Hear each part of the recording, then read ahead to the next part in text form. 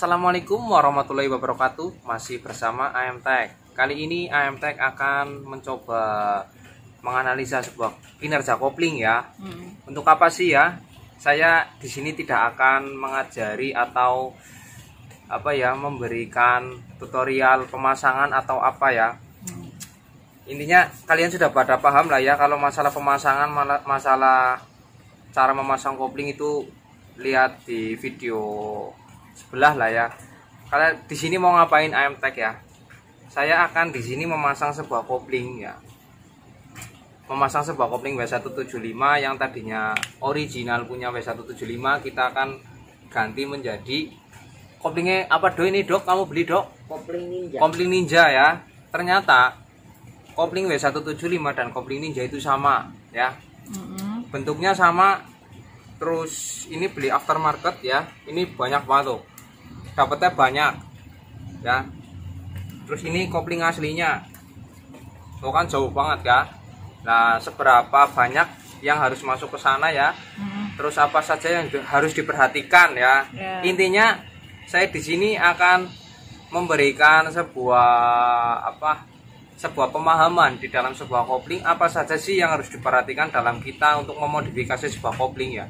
Ini modifikasinya tidak terlalu ekstrim, ini hanya untuk memaksimalkan ya, mengoptimalkan ya. Kita menggunakan kopling ini ya, yang ini yang orinya ya. Nanti kita akan kasih penjelasan berapa ukurannya, oke? Apa saja yang harus diperhatikan ya. Pertama adalah dalam memasang sebuah kopling, kita harus memperhatikan bagian hub ya. Hub, namanya ini hub ya. Hub ini ya, kalian kalau mengganti kampas kopling, ini harus diperhatikan adalah tapak hubnya. Ini tidak boleh tergerus atau termakan ya. Misal saya sudah membawa ini yang satu ya, kelihatannya bagus ya. Ini kelihatannya bagus dan ini bagus ya. Tapi kita tidak tahu ke tingkat kedatarannya ya nih. Ini sekilas bagus ya. Tapi ada masalah di jarak ya, jarak. Iya, markernya ya. Wis. Ini ya. Ini ada ini tinggi di sini nih. Tapi sedikit banget. Ya. Kita coret semua ya. Kita akan tahu seberapa datarnya ini ya. Kita akan coret. Oke. Kita akan menggunakan sigmat ya. Kita gores. Ya. Tuh. Ya, kelihatan ya. Dia tidak rata ya. Padahal kelihatannya rata. Ya kak? Ya. Oke. Ini yang membuat kopling kalian menjadi selip. Ya, selip tapi sedikit. Dan mengakibatkan koplingnya itu tidak kerja optimal. Jadi ada selipnya sedikit loh. Oke? Nah ya ini ya, kelihatan dia tergores di bagian ujung dan ujung. Berarti dalamnya itu dia masuk ke dalam. Padahal dilihat bagus. Ya, kita akan cek bagian ini. Bagian yang punya W175 yang ori ya. Kita nanti akan melihat dari mana kok sistem kerja olinya di dalam sebuah kopling ini ya. Dia tidak kering dari pabrik. Dari mana asalnya olinya dia masuk ya. Kalau di Satria EView dia ada bolong-bolongannya banyak ya. Ini punya Satria EView. Dia ada lubang-lubangnya banyak. Dia pada waktu muter ya.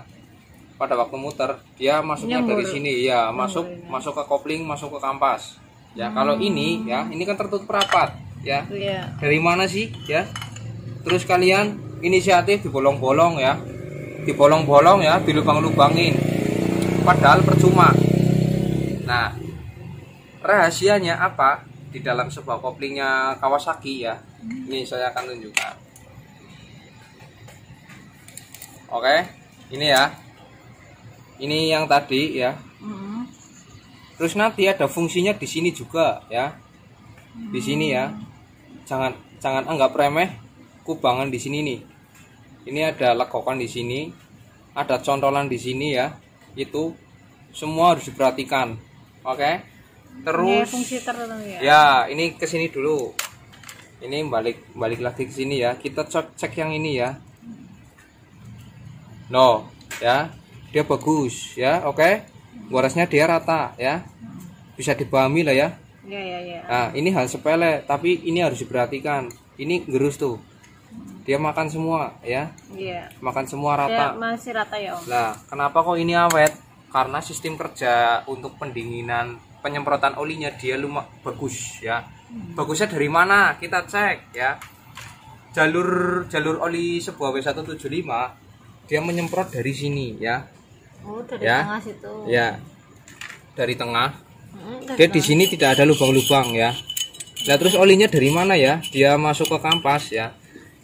Saya akan simulasikan kita menggunakan oli dan kompresor ya, yang kemarin kita kalau mesinnya dibelah ketahuan, tapi kalau mesinnya sudah berdiri seperti ini kita harus cek pakai semprotan. Oke Mas Rido, tolong di kompresornya ya. Nah, ini jalur oli ya. Ini ya. Di Kawasaki W175 dia ada jalur oli ya. Dia pusatnya di pompa oli ya. Dia keluar lewat kopling. Oke. Ini ada jalur ke sini ya. Ini dia mompa ke atas. Dia mompa ke head. Ada yang ke head, dia ada yang ke kopling. Oke. Kita akan taruh oli di sini. Ya. Yang belum pernah mencoba silakan coba di rumah ya. Oke. Ini fungsinya gimana ya? Nih. Kita semprot bagian tengah kopling ya. Perhatikan. Buka, Dok. Iya, ini nggak keluar. Kepriwis itu wala. Wis bocor. Ya. Ya, oke. Ya. Ini kita akan semprot dari sini ya. Oke. Perhatikan. Oke, perhatikan ya. Siap. Oh. Ya. Ulangi lagi. Oke. Kalau yang penasaran dari mana kok datangnya oli dari kampas kopling? Dari sini ya. Nah, kita balik fungsinya. Ya, kita semprot dari sini, keluarnya ke sini. Berarti pada saat dia mendorong dari pompa oli, dia masuk ke sini ya, dicabang dari sini. Ada kontrolnya ya, nggak kontrol sini sih, biar dia kecepatannya ke sana ya, dia imbang gitu. Dia masuk ke sana, dia turun dari sini. Oke lah, oli turun dari sini, terus keluarnya ke kampas kopling biar dia awet. Dari mana? Oke, kita lihat rumahnya ya. Ini yang tadi saya bilang rumah kopling itu ada namanya, nah kubangan ini ya, kalau dia terkena oli ya dia terkena oli dia dapat oli dari dalam. Perhatikan ya, dia kena gaya sentrifugal tuh, cus ya. Oke. Ya, penasaran Bob? Kalian belum pernah coba di rumah ya, olinya rata. Oh, jadi dia melumasi ya. semua kampas kopling ya. Oh ya, dia rata keluarnya. Makanya ininya awet. Kawasaki sudah mendesain sedemikian rupa, tidak asal ya. Makanya kalian yang suka modif-modif ya, yang suka modif-modif di dalam sebuah kampas kopling, kalian perhatikan cara kerja awalnya dulu ya. Jangan asal kalian main barpur ternyata kalian akan merugikan kinerja mesin itu sendiri ya. Oke. Terus apa fungsi lubang di sini ya? Lubang lah. Di sini ada namanya coakan. Bukan coakan namanya ya. Ini ada sebuah profil di sini ya. Oh, cekungan. Cekungan di sini ya. Kalian cekungan di sini. Ini bukan sembarangan ini guys. Ini ada tujuan dan maksud ya, agar dia standby oli di sini pada saat gaya sentrifugal. Dia kan muternya ke sana tuh ya, searah jarum jam. Kalau dari kopling, searah jarum jam berarti kan kita berlawanan ya. Berlawanan. Olinya keluar, tes ya. Olinya dia masuk ya. Yang tadi saya bilang ya, ini saya tutup lagi ya. Olinya keluar dari sini, tos ya. Oke. Nah, terus dia memenuhi ruangan yang cekung itu ya. Cekung ini pada saat ditarik kopling cus ya, dia langsung keluar, cos ya. Ada yang dia masuk ke hub ya. ada yang dia melumasi hub, ada dia yang masuk ke sela-sela sini. Oke, ini kita pasang ya, pasang yang orinya ya. Dia ada sela di sini tuh, dia ada sela di sini, space ya? Ada space ya. Dia kan longgar tuh, dia ada space, dia masuk ke sana, tes ya. Dia keluar ke sana karena gaya sentrifugal, dia muter terus ya, kerja ya, dia ke sana.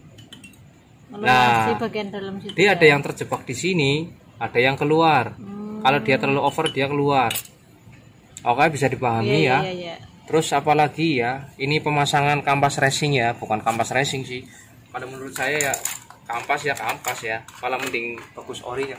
Ini original apa KW wis? Nah, aftermarket berarti ya. Berarti kan lebih original yang aslinya. Oke. Berarti kalau kalian pikir ini adalah sebuah kampas racing, itu salah ya. Berarti ini kan KW. Gitu kan? Iya kan? Mungkin. Betul kan? Mungkin KW ya. Nah, itu ya nanti kita ya. Terus kita akan lanjut ke pemasangan ini. Seberapa banyak yang harus dibutuhkan ya? Kita ukur ya. Kita ukur seberapa tebal yang originalnya. Oke. Ini semua ya. Ini semua kita tumpuk, kita jadiin satu. Oke. Ini 20,6. 20,6 ya, 20,6. Seberapa banyak yang akan masuk ke sini agar dia bekerja tidak kehilangan ini loh. Kalau kalian memasang semua di sini ya, ini memasang semua ya, dia pada waktu keluar rel ya, di sini ya, perhatikan keluar rel kalau dia terlalu banyak ya, terlalu lebar ini loh, terlalu lebar ya. Kalau dia terlalu lebar, pada saat dia balik lagi ya, dia akan terjebak di sini. Dia akan bertabrakan. Nok ini dengan jalur ini dia akan bertabrakan, mentok, tek ya. Akhirnya dia terjadi selip. Oh, jadinya nggak ngopling ya? Iya, Miki wis di kayu pencet dulu. Wis ya, oke. Berarti mentok di sini kalau dia terlalu panjang, terlalu lebar ya. Makanya seberapa banyak yang dia harus masuk, kita harus ukur ya. Kita ukur ini ya. Seberapa banyaknya? Tadi 20,6. 20,6 kita lepas satu ya. Oh, lepas satu. Kita ukur dulu ya ini ya. 20,6. Ini 26, 25,4. Ya, 25,2 ya. 25,2. Ya, 25,2. Ya. 25,2 ya. Kita lepas 2. Oke. Kita lepas 2 jadinya berapa? 21,6. 21,5. 21,5. Iya, tadi 20,6. 20,6. Kita samakan dulu ya sama yang asli. Apakah diambil 4 sama 20,6?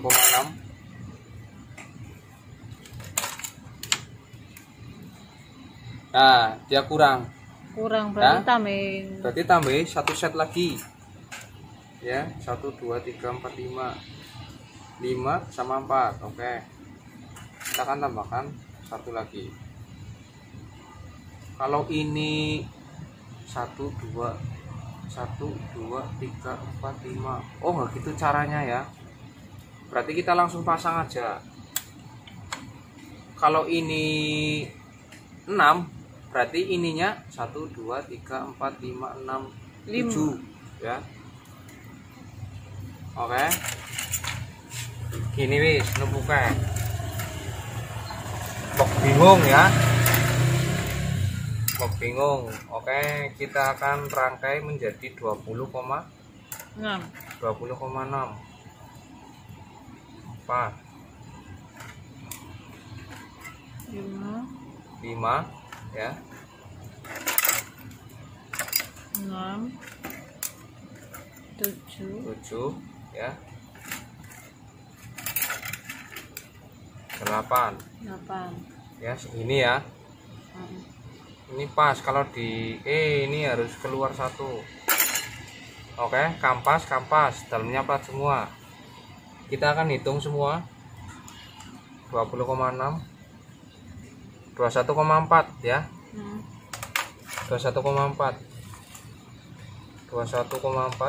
kurangi 20,6, sisa 0,8. Berani nggak? Berani sekali. Oke, 0,8. Kita lihat jarak space-nya. Jarak space mana ya kopling? Oke, space koplingnya, travelnya dia panjang tuh ya. Dia ada goresan di sini nih ya. Yang nok itu ya, nok jarak ini nok itu ya. Tingginya Ini itu standarnya. Ini ada goresan di sini ya. Tuh ya. Tuh, jaraknya masih 6,63, belum pada saat ditarik kopling ya. Kita cari aman mengikuti plat apakah sisa dari goresan ini ya. Oh, 3,7. Kalau dikasih satu lagi ya, masih aman ya. 3,7 sebenarnya masih aman. Itu 4. Ya, berarti kita akan coba pakai semua ya. Kita akan ukur nanti space pada saat dia akhir ya. Pemasangannya ini kita kan muter ke sini ya. Kalau mesinnya gini, dia muter ke sana ya. Berarti berlawanan kan arah ya. Berlawanan ya. Kampasnya ke sini atau ke sana. Ayo kowe. Ini kan ada kipas tuh. Kalau kampas yang racing ya. Dia ada model kipas. Berarti ya. dia Nah, kalau dia ke sini seperti alur ban ya. Dia menghilangkan oli dari dalam ya. Dia membuang. Prinsipnya dia membuang. Kalau seperti ini ya, dia menangkap ya. Ya, dia menangkap dari luar. Kalau menangkap dari luar, kita harus tahu sistem kerjanya dulu ya. Kalau sistem kerjanya dia mengambil dari luar, kalau muternya searah jarum jam. Ya. Kalau maksudnya mengambil itu kan ada kan. kayak gini loh, maksudnya bukan semprotan dari tengah. Ya. Bukan semprotan dari tengah seperti ninja misalnya. Ninja dia mengandalkan kopling yang dari cawukan ini loh maksudnya dari luar, bukan semprotan dari dalam ya. Berarti ini harus dibuang. Oke? Dia harus dibuang keluar biar dia kering. Enggak kering sih, maksudnya biar dia membuang dan ada sirkulasi oli baru lagi dari dalam. Kalau yang mesin ninja ya, dia harus seperti ini. Oh, kebalikannya ya? Iya, agar dia agar dia memasukkan oli ke dalam. Nah, jalur keluarnya biasanya pada dilubangi kan, seperti FU ini. FU ya, banyak lubang ya. Dia ada untuk membuangnya juga. Oke? Kita akan pasang seperti ini ya, yang untuk membuang ya. Gitu ya. Prinsipnya dia mengeluarkan oli agar dia dapat suplai oli baru lagi ya. Oli fresh seperti itu ya. Pemasangannya kalau saya ya, yang ininya landep tajam di luar, semua rata. Nah ini ya, ini plat koplingnya apa mas, ada bintiknya berbeda ya dengan yang originalnya ya. Ini fungsinya untuk menahan oli tuh ya. Kayak gini aja masih ada sisa olinya tuh. Tuh ya. Saya gores ya, saya gores ya, dia masih ada tertinggal. Kalau ini saya gores, ya hilang. Jadi rawan kering. Sebenarnya dari Kawasaki sudah wajar gitu loh, sudah wajar. Ini kan bukan buat kompetisi motor ini gitu loh. Iya, untuk pemakaian standar lah. Apalagi yang perlu dicek ini nih ya, ini ada sepeleng ya, ini sepeleng rusak atau asli gitu ya. Ini asli bawaan pabrik ya. Ini berhubungan nanti dengan cara karakter launching motornya ya, karakter mesin ya. Misal ya, madep sini, misal motornya itu seperti Yamaha ya. Ini kan modelnya menggunakan per seperti Satria EView. Ya. Dia ada fungsinya untuk slipper ya. Tidak untuk akselerasi spontan gitu loh. Nggak langsung gas mangkat ya. Nggak langsung spontan. Ini ada memang jarak dari pabrik, dia ada slippernya jeduk gitu loh. Itu nanti hubungannya sama jok motornya juga gitu ya. Ada sesuatu yang berhubungan dengan desain sebuah motornya. Misal motornya cc-nya besar, kalian nih kunci ya, ini kunci buat kalian yang bermain di sepeda motor ya. Kalian pernah lihat motor yang joknya ya, jok motor itu berpengaruh dengan karakter kopling. Kalau saya loh ya, misal karakter joknya ya, tuh karakter jok B175 ori, dia tidak ada penyangga buat penumpang. Ya, logikanya di mana? Logikanya di mana akselerasi dengan desain jok atau bagel ya. Kalau motor ini diciptakan untuk akselerasi yang cepat ya, launchingnya pada saat dia buka koplingnya dia ngaget gitu ya, ya jatuh lah penumpangnya lah ya itu ada hubungannya nanti sama kalian pokoknya meresapi semua mesin ya, semua kendaraan. Kok kalau didesainnya itu sebuah joknya misal penumpang depan ya, rider kok dia curam gini ya, ada lekukannya ya, dipastikan motor itu akselerasinya bagus. Kalau menurut saya ya, karena saya melihat dari segi itu ya. Terus kalau ada motor misal Ninja 250 ya, Ninja 250 CBR 250 ya, yang ada jok penumpangnya loh ya, dia pasti awalannya pasti smooth, tidak langsung gitu loh. Karena apa? Untuk menyelamatkan penumpang dan pemboncengnya. Penumpang itu rider sama pembonceng yang bonceng biar tidak tumplek. Tahu tumplek? Ya, tumplek, ngerti tumplek? Nah, kalau kalian memboncengkan ibu istri gitu ya, kan pabrik kan membuat sebuah motor itu untuk semua kalangan, tidak untuk pembalap gitu loh, tidak untuk sebuah misal Mas Frido yang suka akselerasi gitu ya, tidak untuk minoritas satu kaum, satu orang gitu ya, tapi untuk semuanya gitu ya. Semua bisa pakai ya, semua bisa pakai dan semuanya selamat gitu loh. Intinya gitu. Jadi untuk memodifikasi sebuah kopling kita harus tahu konsep dasarnya dulu. Kalau kalian membuat motor responsif, ya jangan buat boncengan gitu loh. Misal motor balap gitu ya. Motor balap yang beneran itu ya, buat boncengan gitu loh ya. Terus kalian baru setar gigi satu, ya bubar kabeh ya. Maksudnya yang belakang itu ya langsung kejungkir gitu loh, tumplek bahasa Jawanya ya, yang nggak bahasa Indonesia ya, kita pakai bahasa Indonesia aja. Terjungkal gitu loh, jadi jatuh gitulah. Jadi susah banget. Semua karakternya itu ada fungsi dan ada manfaatnya, tidak asal ya. Kalian harus memahami semua kerjanya. Kalau kalian memodifikasi sah-sah saja, tapi itu pasti ya karena kalian yang pilih gitu loh ya. Mungkin sama kalian karakter ridingnya berbeda dengan orang lain yang suka ngebut, iya, pengen santai gitu. Ini maksudnya awal launchingnya itu kadang-kadang ada yang suka dit gitu loh, suka jumping gambarnya itu karakternya dari situ. Nah, terus kalau ini dibikin kaget pun akan beresiko fatal bagi penumpang. Misal ini dibikin seperti kopling Aries King ya. Aries King kan responsif banget. Ya, dibikin responsif. Atau Yamaha Fish Air ya. Berbeda karakter ya. Hubnya, gigi sekundernya itu akan mempengaruhi karakter motor. Oke. Kalau kalian melihat motor yang responsif seperti Aries King, ininya kan karet ya. Iya, pakai karet. Ya, itu lebih responsif.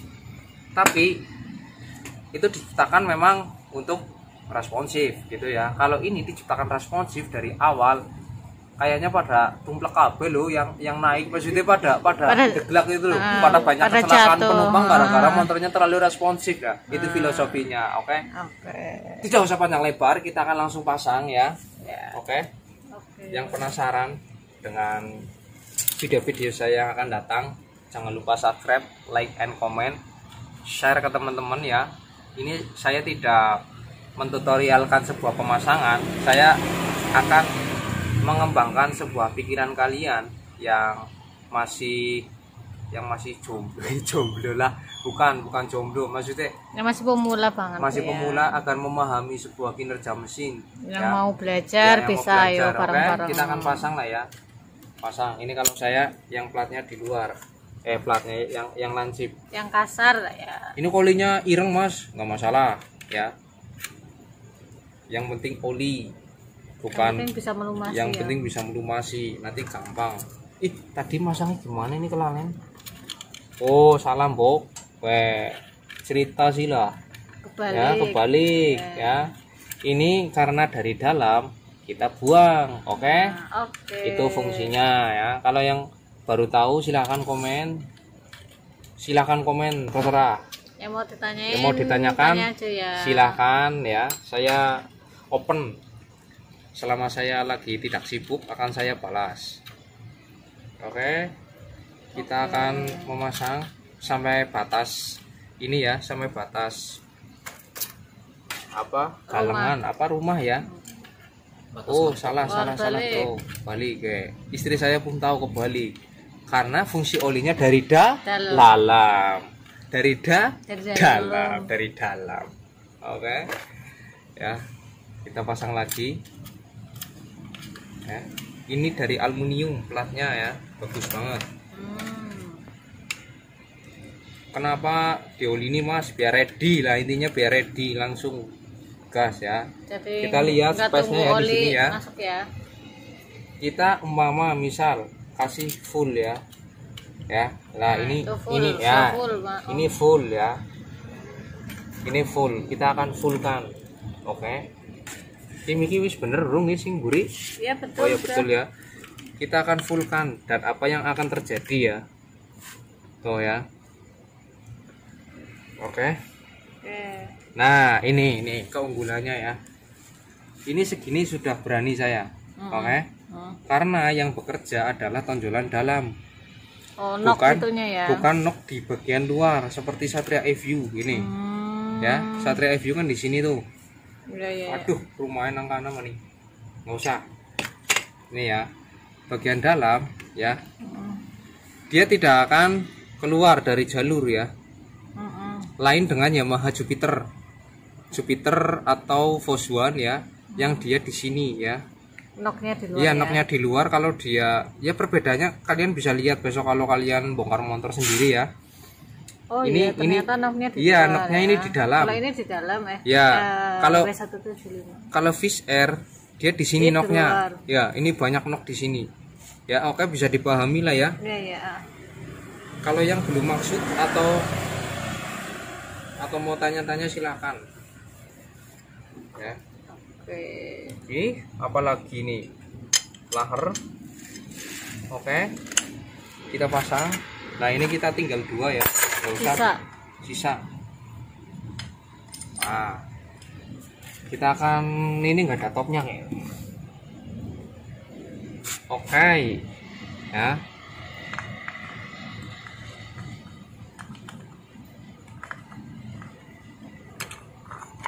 Oh, ya. Mas berani ya. Nah, misal dia dikopling ya. Ya. Kalau Yamaha ininya dia noknya di sini. Takutnya adalah dia pada saat balik dia cemantel di sini loh, nabrak loh maksudnya. Ya, kalau ini ya karena dia noknya di dalam dan masih jauh ya. Misal ini nempel ke sini ya. Ini datar tuh ya. Ini datar. Rata ya. Ya masih berani lah ya. Besok kalau ada masalah di kopling yang lain yang ada noknya akan saya bahas di video selanjutnya ya. Sekarang kita fokus ke W175. Oke. Punya Mas Rido ya, itu di shooting Mas Rido biar masuk. Nah, dia yang punya ya. Ya, oke. Motornya itu aneh-aneh. Ini nanti ya di video berikutnya kita akan memasang kopling hidrolik di motornya ini ya. Motor W175 ini ya. Oke. Ini aman. Kita tinggal pasang per. Ini parnya panjang banget tuh. Berani nggak Dok? Pakai ini Dok? Kurang paham loh. Nggak keberatan ya? Itu ini per aslinya ya. Pad aslinya lemes, tapi jaraknya tinggi banget, Dok. Kuat nggak tanganmu, Dok? Nggak kuat ya. Pakai standarnya Pakai aja. standarnya Om. dulu. Gampang besok kalau kurang ganti Oke, ya. per aja. Kayaknya sudah loh. Cukup sekian loh ya. Sudah berapa menit videonya? 30. 30. 30 menit. Oke, sudah. Tidak akan saya teruskan. Gampang, Bok. Ya. Di sini saya tidak mengajari lah ya. Tidak mengajari kalian yang cara bongkar kopling. Caranya seperti ini tidak. Saya cara pemahamannya saja ya. Cara pemahaman saja biar kalian umpamanya menghadapi suatu masalah di kopling, kalian bisa meresapi dari semua mesin. Tidak ada teknologinya ini, nanti bertemu teknologi lain kalian akan bingung kalau kalian tidak memahami ya. Oke? Oke. Terima kasih. Jam berapa ini? Udah Jam malam 11. ya. Jangan lupa tonton terus video saya berikutnya ya. Ya. Salam dari AM Tech. Cukup sekian. Assalamualaikum warahmatullahi wabarakatuh. Waalaikumsalam.